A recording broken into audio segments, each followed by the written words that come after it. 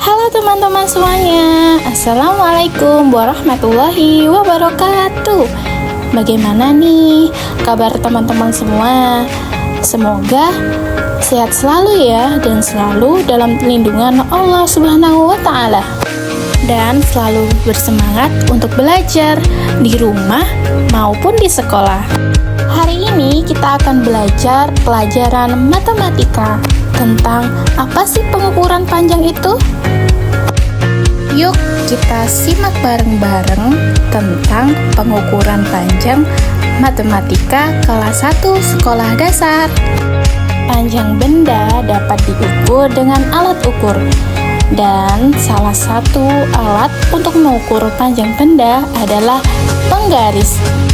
Alat ukur itu ada dua jenis loh teman-teman. Yang pertama alat ukur baku, dan yang kedua alat ukur tidak baku.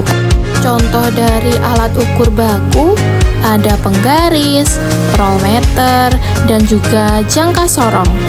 Dan untuk alat ukur tidak baku ada jengkal, langkah kaki, depa, dan juga batang korek api. Nah, kali ini kita akan belajar menggunakan alat ukur tidak baku. Nah, yang pertama kita akan belajar menggunakan alat ukur tidak baku menggunakan jengkal tangan. Jadi apa sih yang dimaksud dengan jengkal tangan itu? Jengkal tangan adalah ukuran sepanjang jari tangan. Rentangannya yaitu dari ibu jari sampai kelingking. Jengkal tangan bisa digunakan untuk mengukur panjang meja. Nah, di sini sudah ada contoh nih untuk satu meja.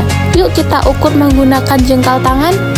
1 jengkal, 2 jengkal, 3 jengkal, dan 4 jengkal. Nah, untuk panjang meja tersebut adalah 4 jengkal. Dan untuk alat ukur tidak baku yang kedua ada depa. Depa adalah rentangan tangan kanan dan tangan kiri. Depa bisa digunakan untuk mengukur panjang papan tulis. Nah, di sini sudah ada contoh gambar papan tulis. Kira-kira panjangnya berapa depa ya? Yuk kita hitung bersama-sama.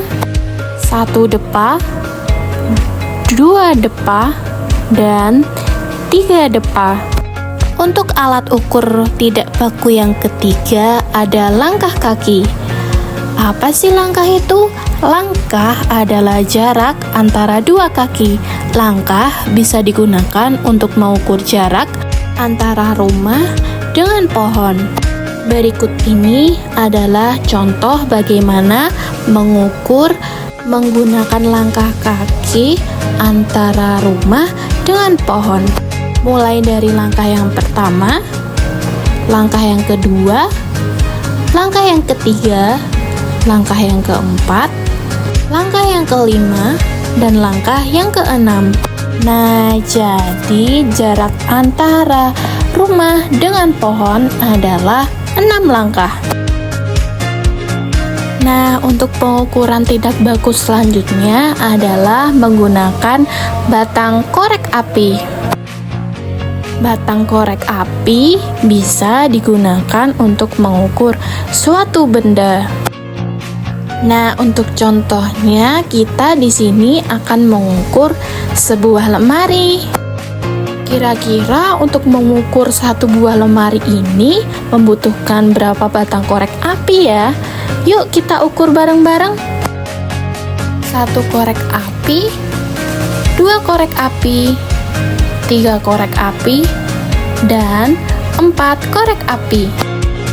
Nah, dari sini dapat diperhitungkan untuk mengukur satu buah lemari membutuhkan 4 batang korek api. Nah, untuk itu tadi adalah beberapa contoh dari alat ukur yang tidak baku. Nah, untuk mengukur kemampuan kalian sejauh mana, yuk kita berlatih.